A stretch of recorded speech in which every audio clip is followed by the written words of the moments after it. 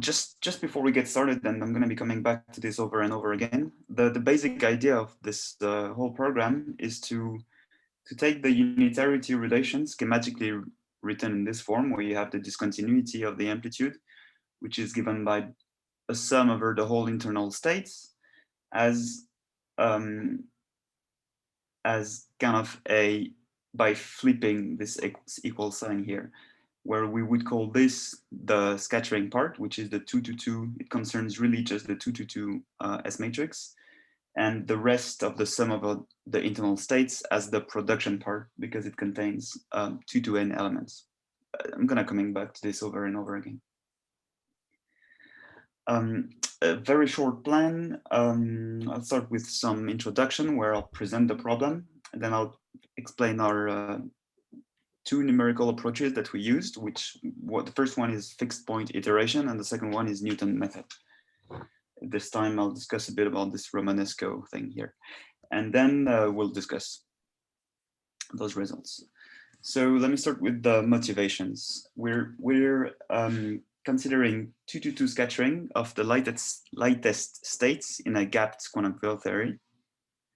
And the general goal is to construct functions that satisfy the following S matrix axioms: unitarity, crossing, and some version of analyticity. And the problematic is that as of today, there's no such example, not even a numerical one. And the thing that's particularly difficult to enforce in 4 dimensions is the property of elastic unitarity, which is hard given crossing. And I'm going to be using the word elastic very often in the talk. It refers to this region of kinematic space, of S moment energy space, in between the first threshold, that's 4m squared, that corresponds to the 2-particle threshold, and the next threshold that, for instance, 16m squared or 9m squared, depending on the theory we have in mind. And the elastic region is this region in here. And in 4 dimensions, it's a bit more complicated because you don't have just S, you have S and T. S is the center of mass energy, and T the momentum transfer. And in this plot, we're looking at the double discontinuity of the amplitude, rho. So we do a cut in the T and in the S channel. And I'm going to be very brief on all of this, and I refer you to that paper of Miguel, Amit, and Sasha last summer for more details on this whole theme of elastic unitarity in 4 dimensions. But let's look briefly at this. So this is in the S and T plane, and one of the implications of this elastic unitarity is that the double discontinuity of the amplitude needs to be 0 below these so-called Karplus or Landau curves. And its support is exclusively in this sort of upper quadrant above these 2 curves. That's the support of the double disk. And it's difficult to enforce it because in this elastic region, this red quadrant, which is above this region here, this whole inelastic part is exactly 0. And that's a hard constraint to enforce. And as of today, let me reverse the order here. As of today, as it seems, there's just one method that was proposed in the literature to construct amplitudes that satisfy exactly elastic unitarity. And it's due to this guy, David Atkinson, and the papers date from quite some time ago. And it's really something that has some profound consequences, elastic unitarity. For instance, Axe theorem can be seen as one of the consequences. It's this idea that in more than 2 dimensions, you need to have production of particle. You need to have some inelasticity. And a very quick way to see this is that by crossing, if you had only an elastic behavior, by crossing, the double disk is crossed to this part here, and that's the inelastic region. So you need to have some inelasticity. And there's also Gribov theorem, which essentially constrains the behavior of the amplitude of the discontinuity of the amplitude at high energies. So the papers in which Atkinson worked out his results are these. Pay attention to the typo in the name of the first paper on Inspire, and a set of lecture notes that quite accessible is also available on Inspire. So the idea of the Atkinson program, as I already mentioned, maybe that actually his focus was more on the iterative structure, but the way we would like to see the Atkinson program is to recast the unitarity relation by putting the equal sign on this side, and to consider this object as the input and this object as the output.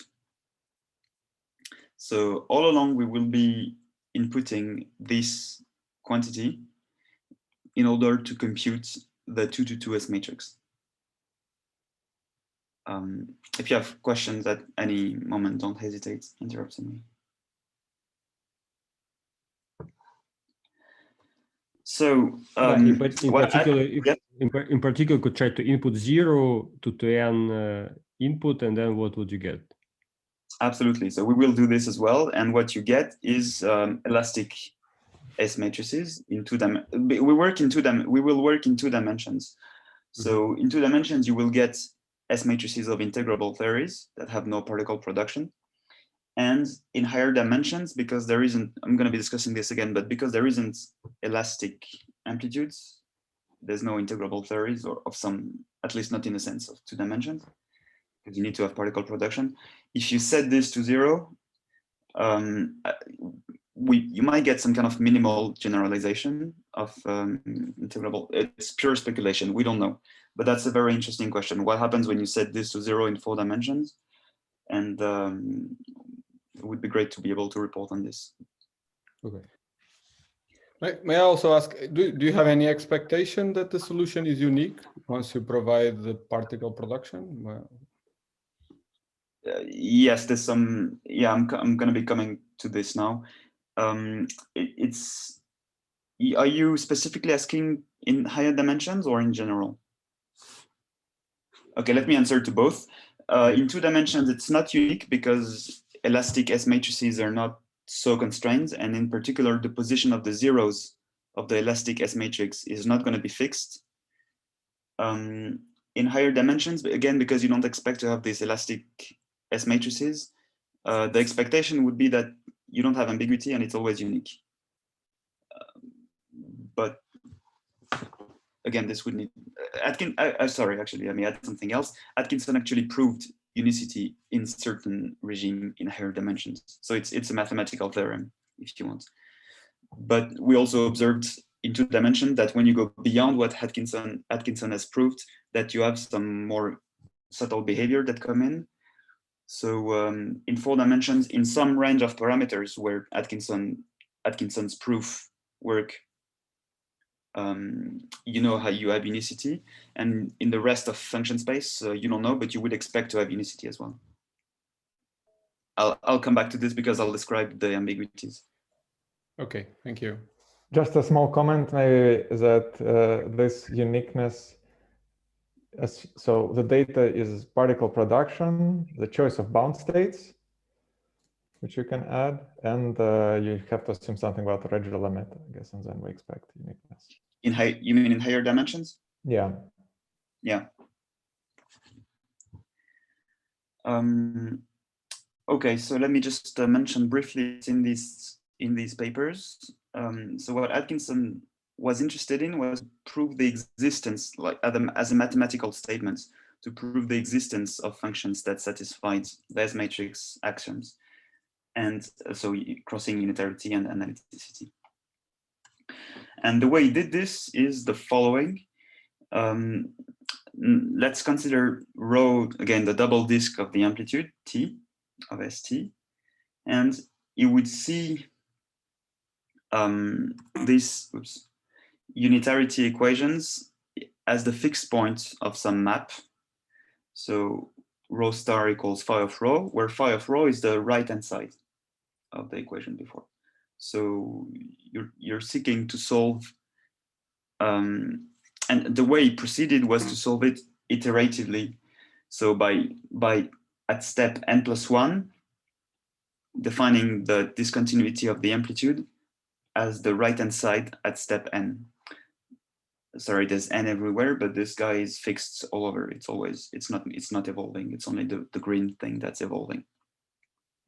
And at the fixed points where when rho star equals phi of rho star, you have solved unitarity.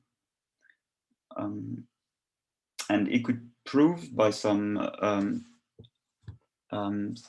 continuous infinite dimensional analogs of fixed point theorems, it could prove that given some initial starting points and some inelasticity, this yellow thing, the solution exists and is unique.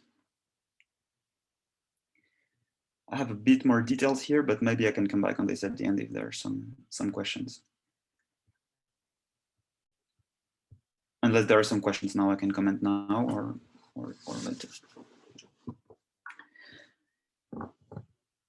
Okay, so just a few comments on this inelastic function, because I keep on writing this as an infinite sum, but in practice we don't choose all of these guys one by one and resend them. We actually come up with a function of S in 2 dimensions, just a function of S. In 4 dimensions, you would come up with a function of S and T, and you plug that in your algorithm and you see what it gives. And there's some kind of notion of completeness here, at least in 2 dimensions. It's very clear because you allow any function for this VI, you're supposed to describe the whole set of amplitudes.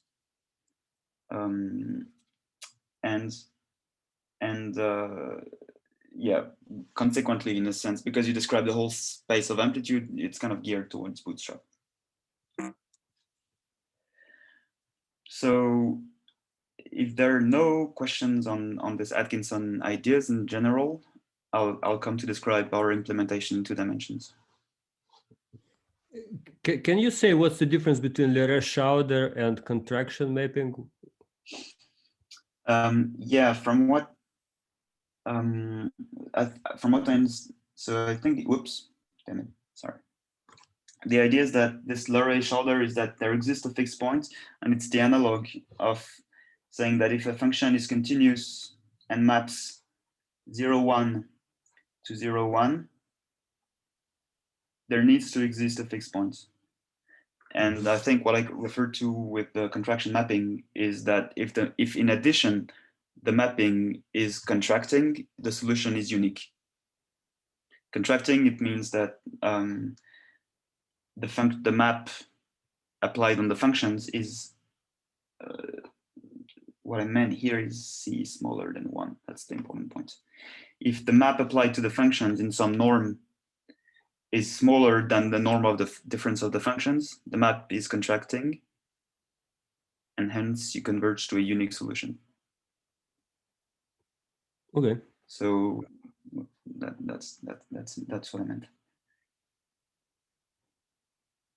So he didn't actually do 2 dimensions because he was interested in I suppose strong interactions in 4 dimensions, and so we had to work the whole thing. And before, let me just explain just quickly basic stuff about 2-dimensional kinematics. So there is just one, we worked in 2 dimensions because it's like the simplest thing to try to implement those ideas. Because when you read these papers in 4 dimensions, and they're kind of overwhelming because there's a huge amount of mathematical results everywhere. And so you really need to have some kind of well-defined starting point to see if those ideas you can actually make to work, because they look very formal and very mathematical. And so that's why we did 2 dimensions first, because there it's much simpler. First off, there's just one kinematic invariant instead of 2. Secondly, the unitarity relations are much simpler. In the higher dimensions, you have an integral over phase space in the right-hand side. In 2 dimensions, you just have the square of the function, so it's very easy. And yeah, that's about it. And also in 2 dimensions, the explicit result is known. I'll be coming back to this, but so you know what you can compare to. In 4 dimensions, you can't really know what to compare to. That's a bunch of reasons why we did 2 dimensions. Okay, so there's one kinematic invariant, T0, and crossing is S goes to 4m squared minus S. The structure, the analytic structure of our amplitude is as follows. It has a cut at 4m squared, goes to infinity, and the U cut, the cross channel cut from 0 to minus infinity. And it has a bunch of bound states at MP and 4mp squared and 4 minus mp squared. They're related by crossing. And I forgot again to draw something. You would have inelasticity starting at S0. So in the region between 4m squared and S0, which was 16m squared in my plots before, S-matrix is the phase, it's exactly 1 in modulus. And above this S0, it's smaller than 1, that's inelastic S-matrix. And one way to encapsulate this equal 1 smaller than 1 is to introduce a function f that is 0 in this red area. So this is going to be our problem. We have elastic unitarity, inelastic unitarity, and crossing. In terms of the amplitude, so just a quick comment, the amplitude in 2 dimension has this inverse Jacobian term that's slightly unusual. So I'll just comment on it quickly. It comes from inverting. So when you write the S matrix as an operator, it's this one operator times S of S. That's how it's defined.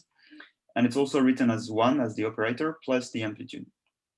And the amplitude has this delta 2 factor.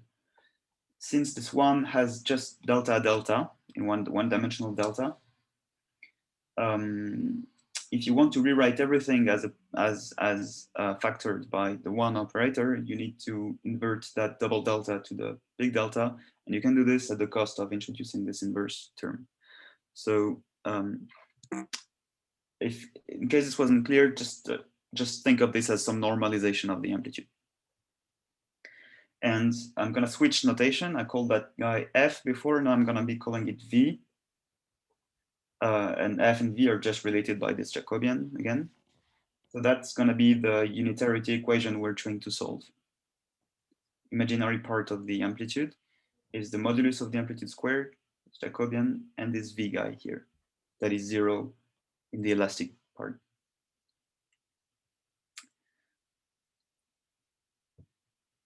And that's the problem.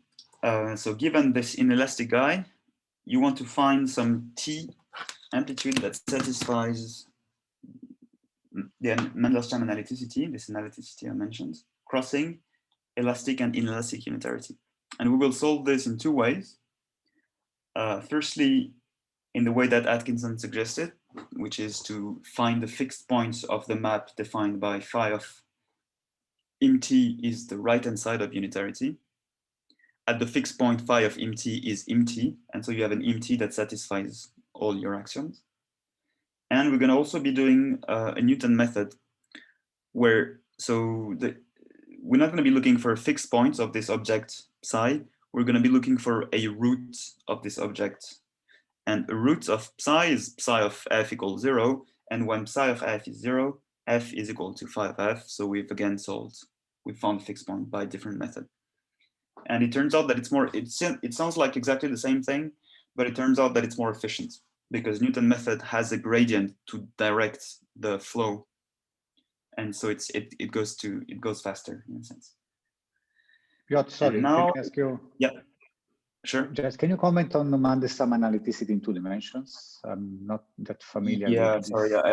All this means is that you have those cuts at 4m squared, and that's it, and here. That's all I meant by this. The usual, I would say, in 2 dimensions. Okay. Yeah, sure. Okay. Thanks. Okay, now we're going for 3 minutes of animations. Right, and so notice now a bit more of technicalities. The dispersion integral. Notice that here it's not really well defined. It's on the right hand side you have mt, and here you have t. So there's an implicit extra step by which from mt you reconstruct real part of t so that you can actually get this. So the map contains a dispersion integral. which I'm going to describe in quite some details. I won't spend too much time on this slide actually. So it's important because we will need the object that we will be doing the iteration on is empty for the values between 4 and infinity. We just need to know the function in this on this cut. And from knowing this, you can reconstruct the amplitude itself. And here you note that I'm in the case with one bound state, and that's also the most general thing that we will allow, that the function goes to a constant. The amplitude goes to a constant at infinity. That's the growth that we worked with. You could, in principle, implement amplitudes that grow, but then you need to do subtractions, etc. So in our problem, we will be, the plots I'm going to be showing have one bound state. It works with more bound states. We tried it, of course. They have one bound state and the amplitude goes to a constant at infinity. The problem with that dispersion relation, if you write it just like that, is that it's not guaranteed that the real part vanishes at 4m squared. And you can prove it needs to vanish. And this is a problem because at step n+1, because of this inverse factor, if the real part is a constant, means that the imaginary part will diverge at step n+1. And when you plug step n+1 in this dispersion integral, it will blow up in your hands again. So the thing is that you don't really need to look at this. You just need to know that it vanishes. And since you know it vanishes, you can actually enforce this constraint by defining one of these two quantities. You have two unknowns here. You have the constants and the residue of the coupling. Those are scalar objects, they're numbers. So whatever is real part of 4m squared, you can adjust these objects so that this is 0. And in our implementation, we choose to keep this guy fixed and instead to set this guy so that the amplitude vanishes. So that creates two things that you're iterating, two sequences, the imaginary part and the coupling. And that's the map, just a screenshot of the paper. You define the imaginary part at step n+1, either by this fixed point or by Newton. From the imaginary part at step n+1, you reconstruct the real part via dispersion relation. And you also get the coupling at step n+1 by demanding that the amplitude vanishes. And then you can go on. And just to summarize, the input data in this context for one bound state, for instance, is going to be the mass of the bound state, the inelasticity, and the constant at infinity. And what you iterate is the imaginary part of the amplitude on the cut and the coupling.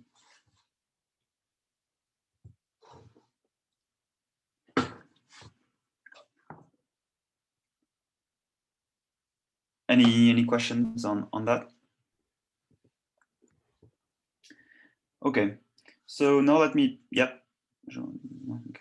Now yeah, I was going to ask, I think you mentioned, so if you allow the amplitude to grow, then you would have like two constants at infinity. You mean like the linear term and the constant? That would be the expectation of the three parameters that you have to fix? Or? Yeah. But you didn't try that? No, we didn't try the subtraction. Okay, thank you. Okay, so now let me come to the fact that this problem is actually solved so that you don't waste some brain time on figuring out what I'm saying, if I'm saying what I'm saying. So the analytic solution is already known. And what I'm going to be presenting now is a numerical method to solve a solved problem. Of course, I already mentioned why we're doing this, and I'm going to be coming back again to this. Also, we're going to be comparing a lot to this paper, which I'm going to be abbreviating by PPTV or V. and in particular to this curve here. So we're going to be seeing this curve coming in quite a short time. If for those of you who know what that is, and for the others, I'll be explaining it. So the analytic solution to the problem with the green graph and the yellow graphs is the following. You can actually, it's given by this S-matrix that has an elastic part. Elastic part is just defined by the fact that its modulus is 1. And all of the inelastic contribution is in this exponential of this integral. And the function fi is entering in this logarithm. So that expression was written in the PPTVRV, for instance. And here's the whole of the ambiguity. As the phase of the S-matrix is 1, and that introduces kind of an infinite freedom. There's an infinite number of S-matrices that will satisfy our requirements and be phase 1. Sorry, and be pure phases. And that I mentioned already in 4 dimensions. You don't expect that kind of ambiguity because you don't expect to have those type of pure phase S-matrices. I have a question about the formula in the previous page. Where is the information about the bounded state in this formula? About the bound states? Yeah. It's here. Okay. I'm coming to this exactly now. Yeah, it should yeah, thanks. I'm coming to this now. So I'm gonna be describing those elastic S-matrices. So they correspond to S-matrices that have no particle production, so they're integrable theories. And the space of these S-matrices is spanned by what PPTVRV called CDD factors, or CDD, I suppose, in general, CDD S-matrices. And they're given by those simple functions. Just sum over difference or inverse of those square roots. M0 is precisely the bound state or the 0. So if you take the plus sign, you have a pole, a bound state. If you take the minus sign, you have a 0. And you can easily see that with the plus sign, gives a minus sign in the denominator, the thing cancels when the thing blows up when S goes to M0 squared. And those S matrices you can check that have, of course, modulus 1.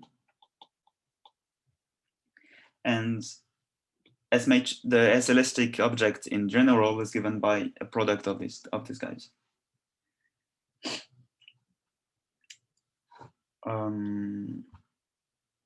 Just a quick comment, you don't really have to look at the details of that expression, but in terms of the amplitude, T-elastic, they go to constant at infinity, which are different according to the content of the theory, like different bound states or different zeros.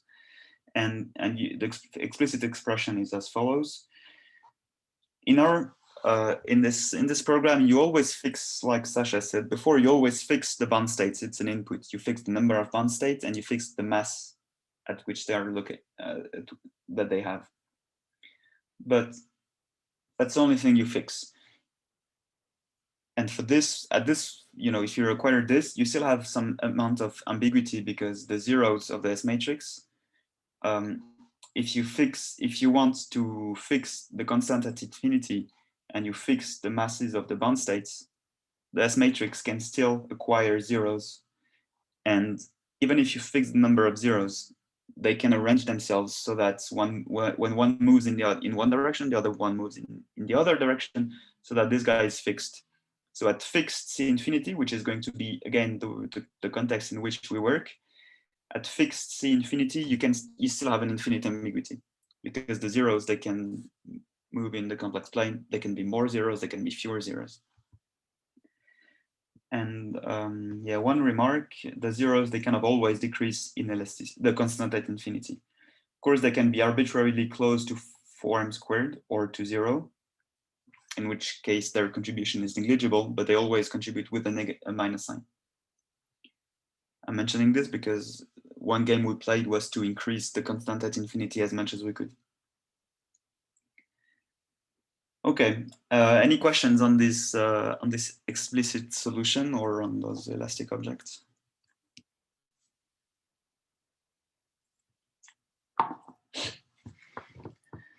then I'll switch to our results. So I'm going to be presenting first the fixed point, then Newton's method. And as a comment, we did everything in Mathematica in this work. So now we want to implement this and we want to find these functions of S. But of course, when you're doing this kind of numerics, you don't really know the function of S at any point. You need to use some approximation scheme. And discretization. You need to know we will be discretizing our cut, which is where we want to know the function. First, we will map it to 0, 1 by just this simple inverse map. So now the whole of the cut, the infinite cut here, becomes the 0, 1 axis. Sorry, I forgot. It's like 4n squared here. Okay, so that's one first step. Second step is the interpolation method.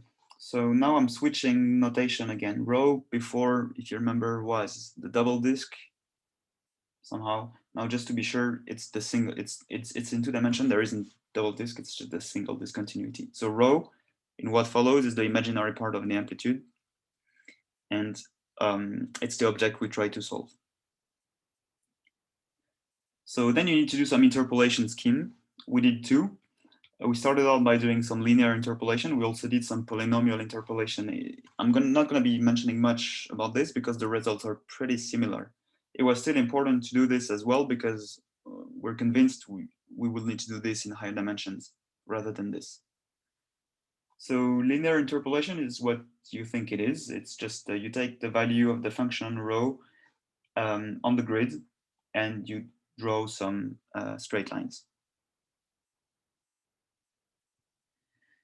Regardless of the interpolation method, the advantage is that you get a discrete version of the dispersion integral, just like this guy's obtained for the S-matrix, except that for us we do for the amplitude. And let's see how this goes. You have this full integral between 4 and infinity, which you split between elementary bits between x. Sorry, it's like between 0 and 1 in these new variables. You split the integrals between the elementary segments, and along those segments, the function is just a straight line, which depends only on the rho I and rho I minus 1. And overall, that object here is rho I times some coefficient minus rho I minus 1 times some coefficient. And when you do the full integral between 0 and 1, you recover something that's just essentially a matrix that is exactly a matrix acting on rho. So here, I would be something like the value at which you're reconstructed, you're doing it's S here, xi, and j is the thing you sum on. So let's see what the fixed point iteration looks like in this. And just before we get to this, just a quick comment in case you have forgotten about those things. In one dimension, this is how fixed point work. You start from, you're looking for a fixed point of that blue curve, which is the point where it intersects the diagonal x star on this plot. You start from some initial guess, x0, x0, and you define the next point as f of x0. So f of x0 is here, which you report on that axis, and you go on, you obtain this sort of little staircase. And yeah, funny anecdotes, or at least something I learned on reading Wikipedia on that, is that it's actually called there's something called the Babylonian method. And apparently the Babylonian, it's something well known, used a version of this fixed point iteration on this map to compute square roots already back in the days, like millennia ago. So this map at the fixed points, you obtain something like x star squared equals a. So by having computed the x star, you have computed the square root of a. And yeah, this is a picture of Babylonian scribes maybe computing the square root too. But they have actually found a clay table, like a clay thing with fixed point iterations. Okay, enough for the anecdotes. And now let's look at what this gives here. So discretization, interpolation, dispersion, I mentioned already. The point of this, you know, don't look at this too much. Essentially, the idea is that with this discrete matrix we had before, the fixed point, which phi, which involves, that's just the Jacobian we talked about before, that in the new variable. The fixed point involves the modulus of the amplitude squared. So that's the imaginary part squared plus the real part squared. The imaginary part squared is very easy to obtain. Oh, sorry, I forgot to mention. Now I have two indices in rho. Rho ni is the value of rho n at xi. So we are iterating the value of rho at points I, all the points I. Imaginary part is easy to get, and the real part involves a kind of variation of the matrix B that we had before, but that also takes into account the rest that you need to get to obtain the real part. So just long story, it's boring detail. Long story short, you have this kind of quadratic map with the square, simple square here and square of this matrix acting on rho here. And what's QI? So, yeah, sorry. QI is essentially that bit. Okay, QI is that guy here, but there's also a sense in which G, because G connects to rho, QI is the results of writing this, of putting out the rho. So QI, if you want, oh, we can't see anything here, but QI is this times this, and this guy goes into the GI matrix. It's what, sorry, it's poor explanation, but it comes from just the dispersion relation. It's an object that depends on the constant at infinity. I mean, the reason I'm asking is that if it weren't for QI, then it was kind of, it would be kind of obvious that for small rho this map is a contraction. But if in presence of QI, this is no longer so obvious. Because you want, yeah. Are you going to talk about this? Sorry, so QI is explicitly defined here. I had all the definitions. Yes, that's, so your intuition is correct indeed. When this guy becomes too big, you don't have a solution anymore. And eventually it's bounded by the fact that it cannot be, it's bounded by the maximum value for the optimal curve, optimal coupling. There is a physical bound around which you don't have solutions at all, but the convergence stops at some point where this guy becomes too big indeed. So yeah, nice observation. Okay, thanks. Right, so in general, just some kind of a comment. You know, in general, what we want to solve is this equation, but without the n labels here. So if you remove the n's were there just because we're trying to do this iteration.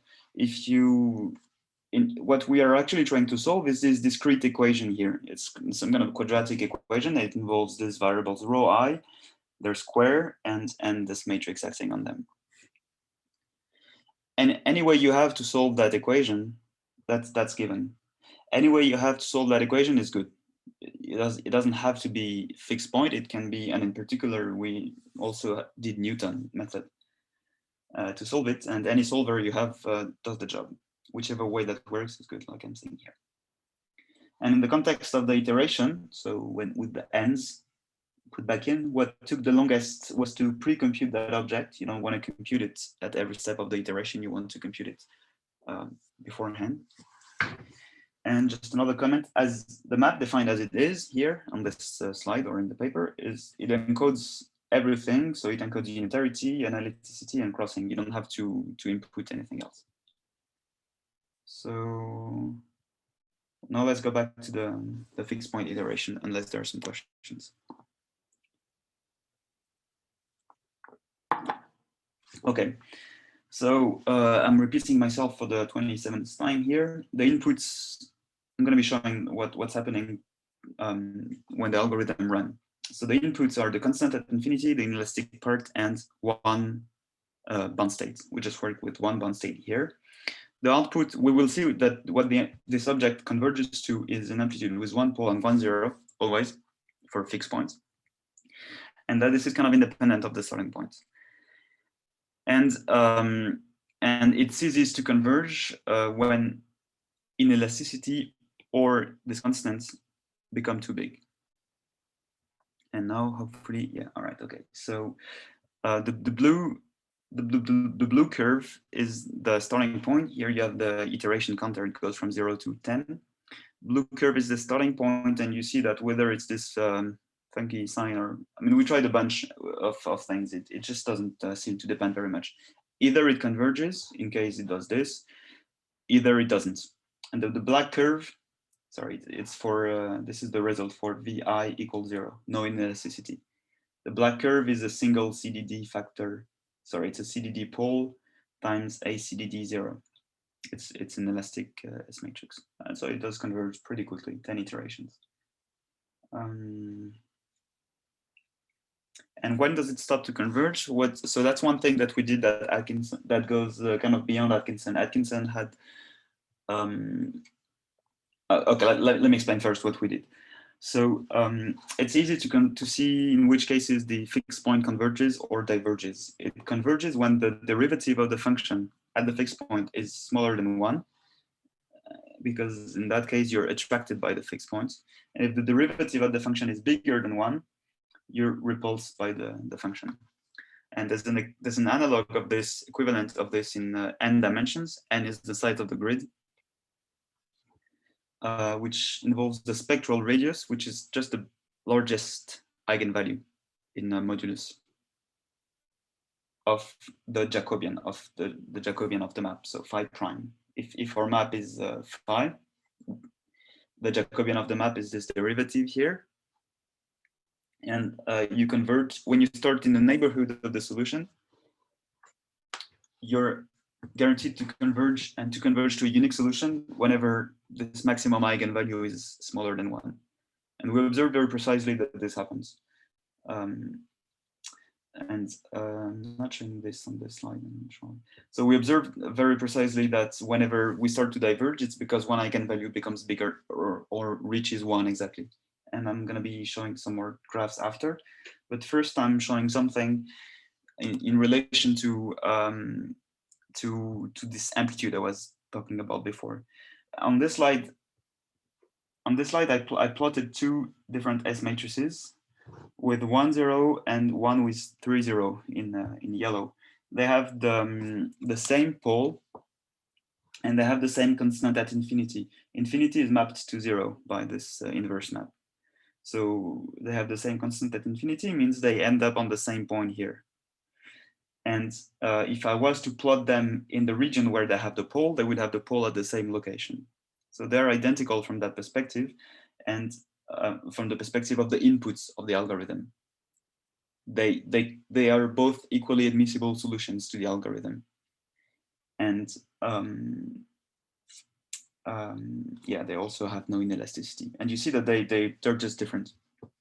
So you could think, why is it? And what I told you before, and I'm gonna stress now, is that the algorithm systematically converges to the amplitude with 1, 1, 0. And what we mean by this is that even when you start on the solution, so when you start on the 3, 0 solution, for instance, you will, the thing is that the algorithm diverges. And it's very clear to see from the eigenvalues perspective, that's the eigenvalues in the complex plane of the Jacobian when you have 1, 0, and that's the eigenvalues when you have 3 zeros. It's very clear that for the 3, 0, there's a bunch of eigenvalues lying outside of the unit circle. And hopefully, right, so this is going to be some iteration of the amplitude. This is the yellow curve here, now on top of this dashed analytical solution, which is the yellow solution here. And hopefully, damn it. Oh no, this is irritating. I rehearsed this. It worked before. Okay, whatever. I want to do it like that. You see that? Okay, let's look at this one here. It's only after like the 10th iteration that something starts to go wrong. So it stays on top of the solution for like 10 iteration, and then it just diverges completely.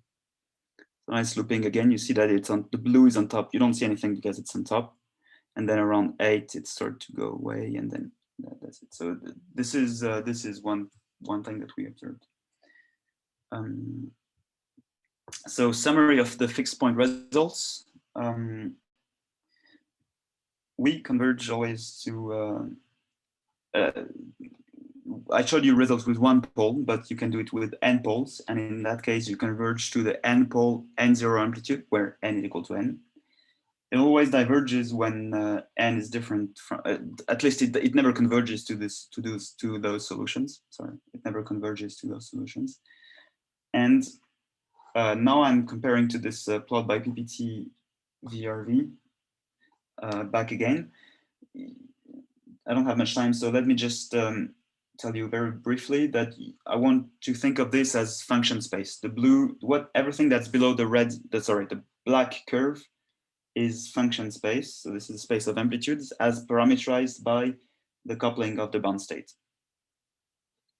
This is all supposed to represent amplitudes with one bound state, and the mass of the bound state in units of m squared is below here. I stop at 2 because the rest is related by crossing x to 4 minus x. So what we observed is that with both of our approximation schemes, which are this yellow and the blue curve, they're practically on top of each other. We stop at some finite coupling away. Any of these objects, any of these couplings, it converges. But when you reach this sort of translates of this black curve, it stops to converge. And for those amplitudes in here, for those values, you have this phenomenon that eigenvalues are bigger than 1. So that's why we tried the Newton method to, which is a scheme that's potentially more efficient than fixed point, to try to breach this this gap, and we partially succeeded. It's still not reaching the end as of today. So I'm gonna come to this unless there are some questions now.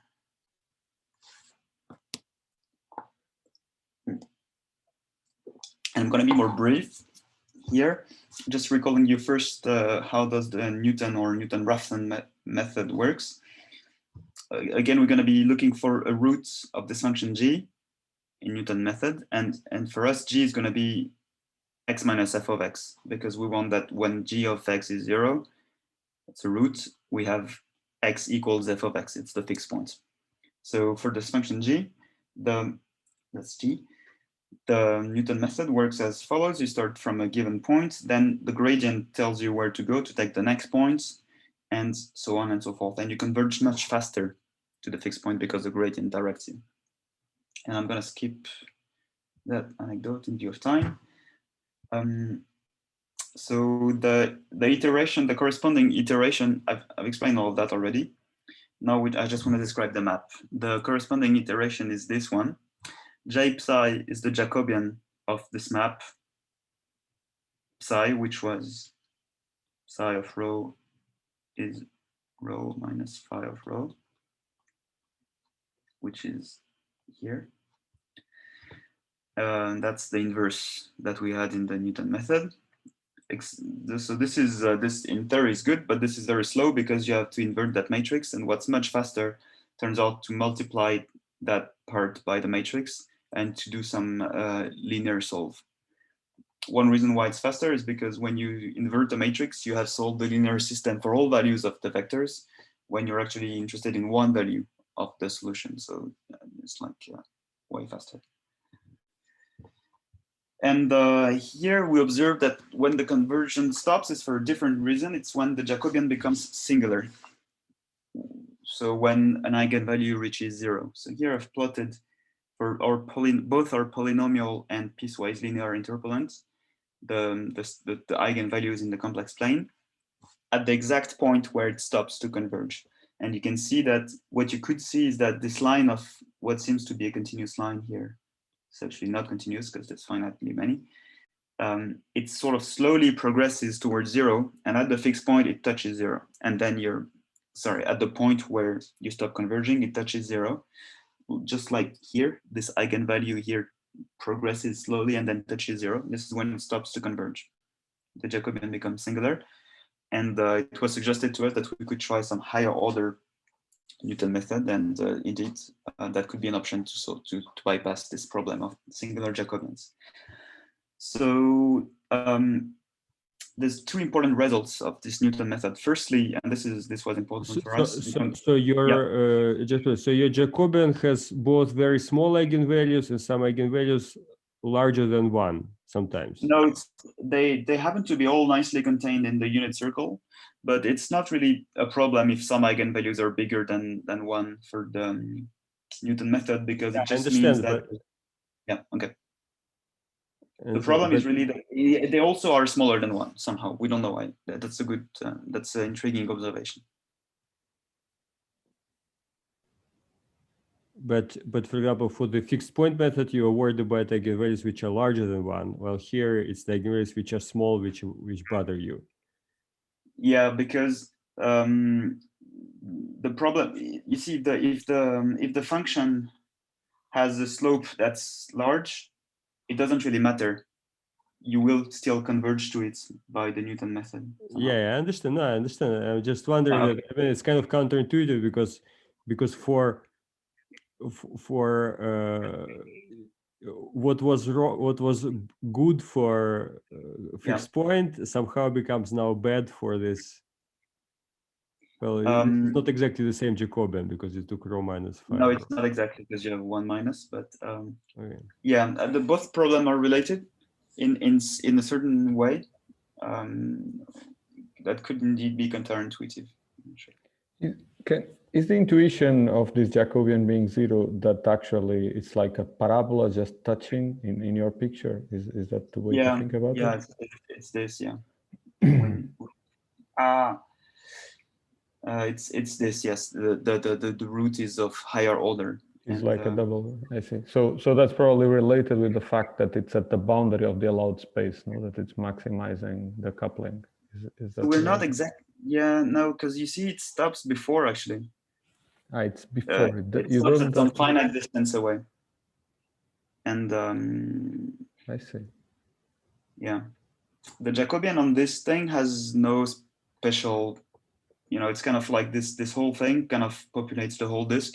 It doesn't have anything that striked me as special at the time, but maybe there's something special.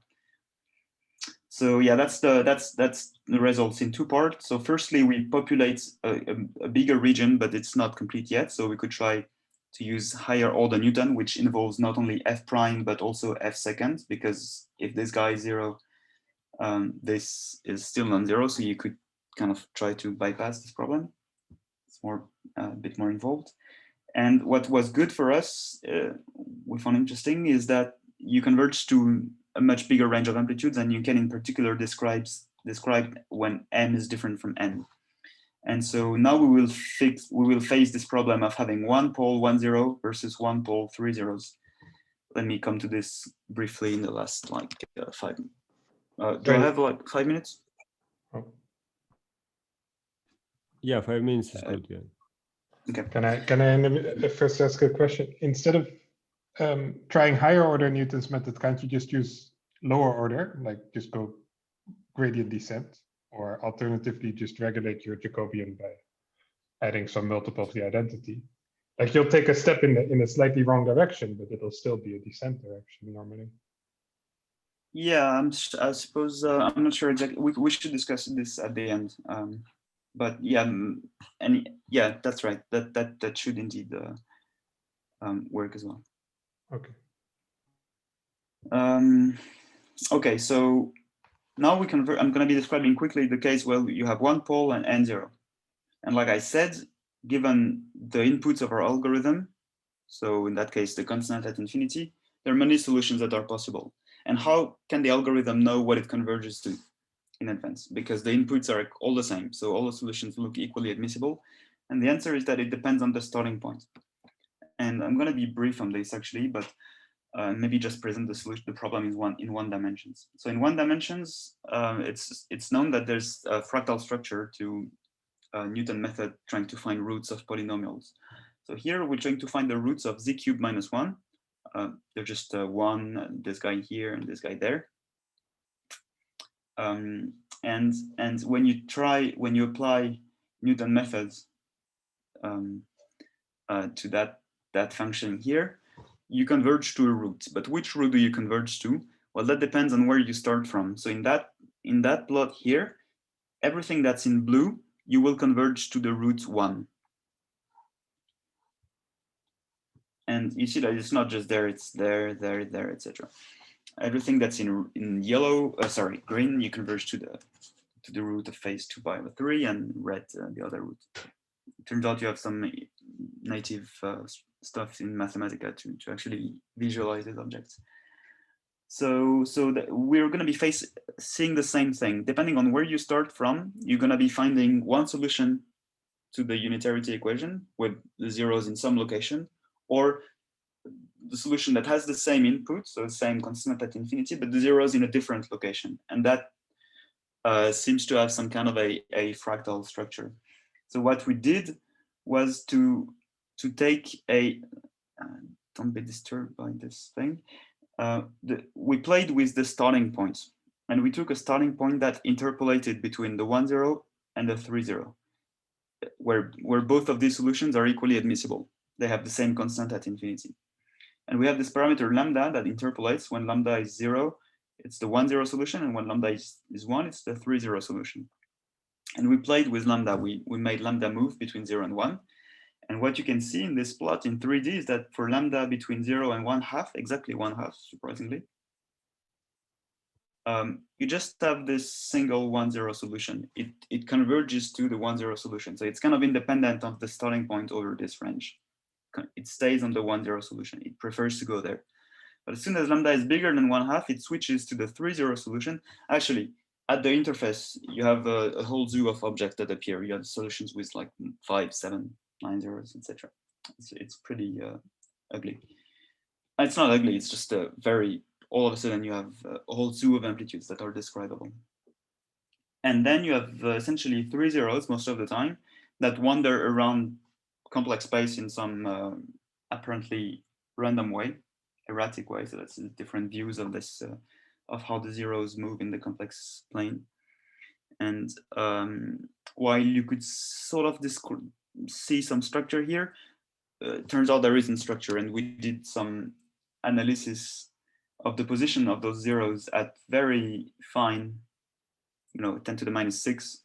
And you see that very small variation of lambda creates a macroscopically big variation of the amplitude. So over this range, so 10 to the minus 4 to 10 to the whatever, around 0.7, you have these 5 classes of amplitude that you converge to, depending on different values of lambda. And it's just an example. So there is this kind of self-similarity structure of what amplitude you converge to, because it's at different scales. So it was an interesting, amusing fractal structure, which is indeed expected from the one-dimensional perspective. All right, so let me skip this summary as well. Yeah, so what open questions do we have? What open questions in 2D are there now? Firstly, can you implement a method that allows to bridge this gap completely and describe everything? Can you do a proof of Atkinson to show that there exist those amplitudes, which we find them, so of course they exist, but it would be interesting to be able to redo this. It would be interesting, even more so, that we actually couldn't do it. So any proof, formal proof, mathematical proof would be interesting. Bits of proof of what? Of the fact that this operator is a contraction that you were considering? Yeah, something like this, yeah. Yeah, even that it just maps a set of amplitudes to itself, even that didn't work. Okay. And then contraction, of course. Yeah. So one thing that would be interesting maybe to do, so this was a solved problem, and one thing that would be interesting to do is is to add flavors. So in the case of flavors, there isn't an analog of this function. I think to our knowledge, it's not known. We don't know how these inelastic objects would perturb this ON amplitude. So that would be one way in which the algorithm would produce some functions that are not known. Some skipping and some future directions for. In principle, actually, it would seem that you could apply this to massless theories as well, because the idea is to split up unitarity in this way, and this split up exists also for massless theories. So one could think of trying to describe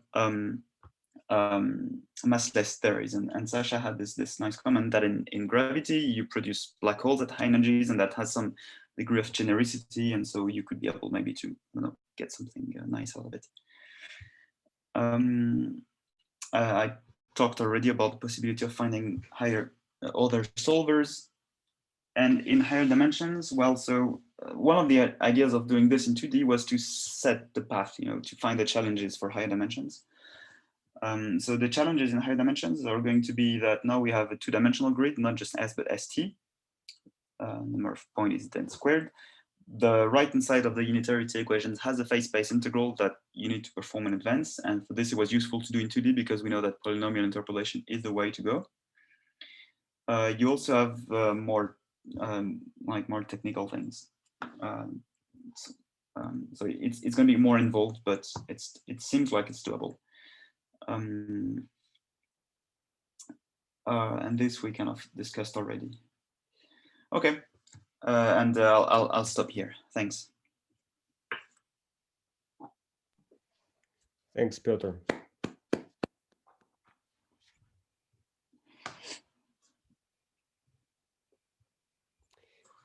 Any questions?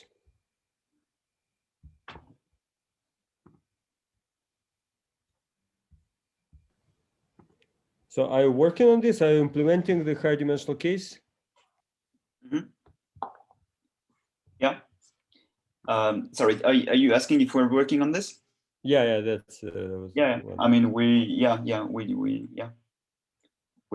starting to. Probably not in Mathematica, I hope. Yeah, that's one of the problems. We may need to go to something better than Mathematica for the higher dimensional case, because that was a bit of a pain, and it might be a bottleneck.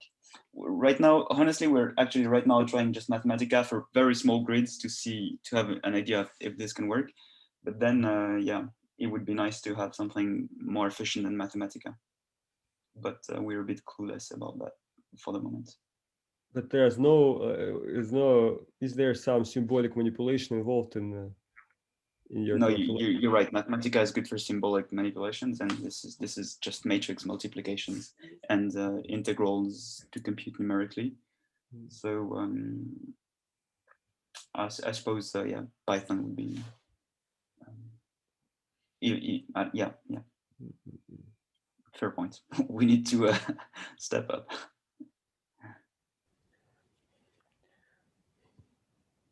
Can you say a little more why the CDD ambiguity goes away because of the X theorem? Sorry?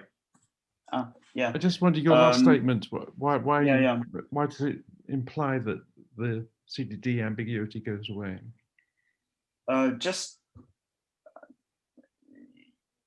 So there's okay. So I think what was called the CDD ambiguity in higher dimensions back in the days was referring to the bound states. So we will be fixing the bound states in 4 dimensions as well. So that's not going to be ambiguous from that perspective. And what I meant is that in 2 dimensions, you have these elastic objects which are not fixed a priori by your problem. In higher dimensions, you cannot have purely elastic objects like this. So you won't be able to multiply your S matrix by functions that are modulus 1 everywhere. and because X there and this implies you need to have inelasticity all the time. It's never going to be purely elastic. Actually, I don't understand. I don't understand this statement. You say no explicit inelasticity will be generated automatically. What does this actually mean? How will it be generated? I thought like VNL is kept fixed. No. Yeah. That's right. But so what I meant, sorry. Yeah. So what I meant is that when Vi is 0, by crossing of that part to that part, you will generate something in the inelastic region. So you will always have an amplitude that has some inelasticity. But what will be the part that you specify in the case of high dimensions? It's the part right, where so bound states. Yeah, so you'll specify the bound states, if any, and the behavior at infinity. So if it goes to a constant and where this constant is. And Sasha, maybe you could correct me if I'm wrong here, but there is the threshold behavior is universal. So you could have thought of trying to iterate an amplitude that just has this threshold behavior and nothing else, no pole, no nothing. But I think we convinced ourselves that this is going to diverge. Sasha, is that, am I making a correct statement here? Yeah, I thought, yeah, so as Piotr said, the data in high ID is more that you have to put in because it's a two-dimensional problem. And so on this plot that you see on Piotr's slide, so he drew this Landau curves, which are two-particle reducible in one channel. But there are this truly multi-particle Landau curves, which are MP, they have more than two particle cuts in both channels, and they start slightly further. And so the analog of this, exactly, the analog of this V inelastic will be the multi-particle input in high ID.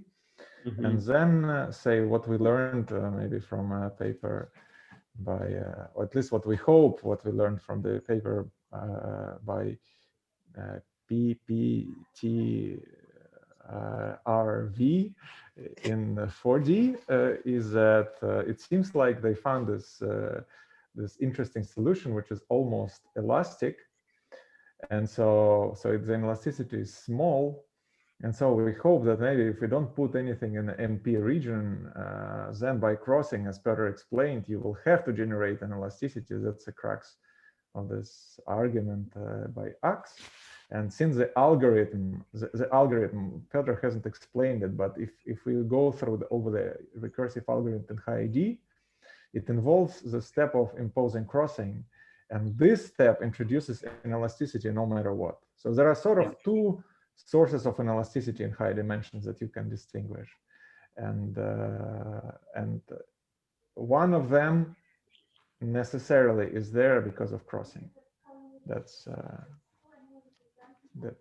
easy to see if you look at the explicit equations. Yeah, because you're going to be computing somehow an elastic object as some integral over phase space of the modulus of the amplitude squared, and then you're going to be defining rho of S and T as rho as an explicit crossed object.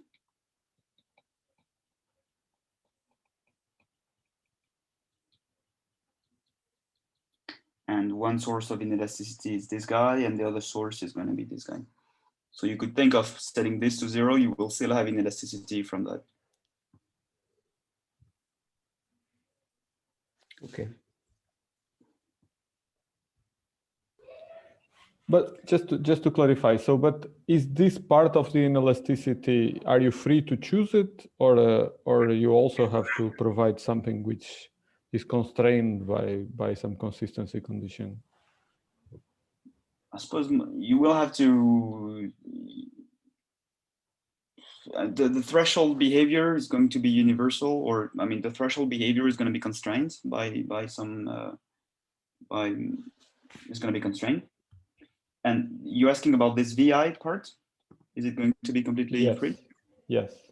Yeah, like Sasha mentioned, there's some extra assumptions maybe on the Regge behavior. I'm not sure if they answer at this point exactly. This cannot be too big for sure, otherwise it creates, so this cannot be too big. And this is one of the things that Atkinson showed explicitly, that if it's too big, you don't have solutions. So something like this. Well, I think one precise condition is that you will have to check inelastic unitarity, right? So here, the game we are playing, you start with something, we solve elastic unitarity, and then you have to check that an elastic unitarity is satisfied. And now, since we don't understand the space of the solutions and how it behaves, okay, we don't know what are the constraints. And another way to think, so there is this Gribov's theorem. From this point of view, you can also think about Gribov's theorem as a statement that you cannot choose certain Regge limits, because again, they are not consistent with the solutions to elastic unitarity. So you have to respect respect some properties of the Regge limit, and you have to impose inelastic unitarity. But I presume that Atkinson has a theorem which says, okay, that if you assume that Regge limit is such and such, if you assume this, then everything converges. And everything. It's unique. Precisely, yeah. So are the conditions of his theorem reasonable physically? So you will be able to just get something interesting using his theorem, or you have to go beyond what he did? I think maybe. Well, first, let me just make a comment, Sasha, first, and then you go. So what we observed in PUDI is that the proof is not optimal at all. It converges in a bigger range. It seems to converge. It should converge in a much bigger range than the estimates he got. So whatever is the bounds he got, it's one thing, and it doesn't necessarily mean that that's all there is to it. So that's one thing, and I don't know, what do you want to add, Sasha? Yeah, I wanted to add that, well, we can consider two levels of being reasonable. One is that, say, if QCD amplitudes, admit Mandelstam representation, we don't know. And this method in HiG, it uses a Mandelstam representation. But on the other hand, we see that in the works of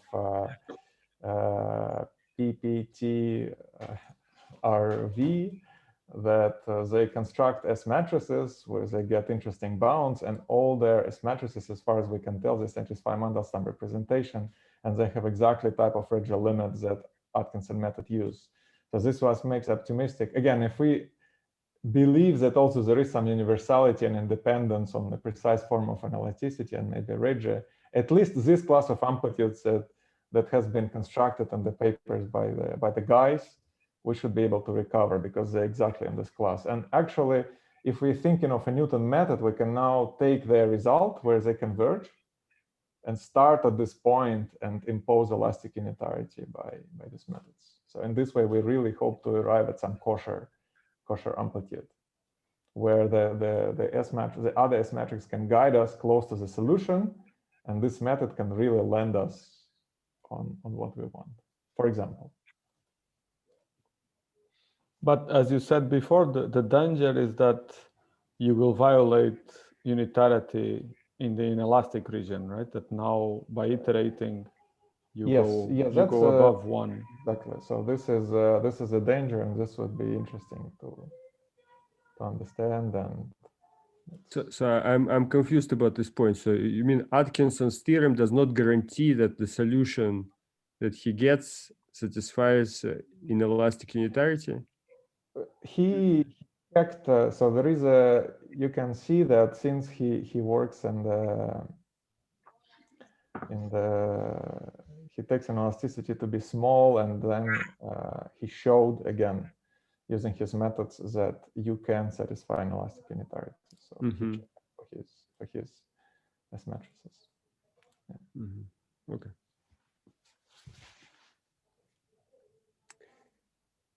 Any further questions?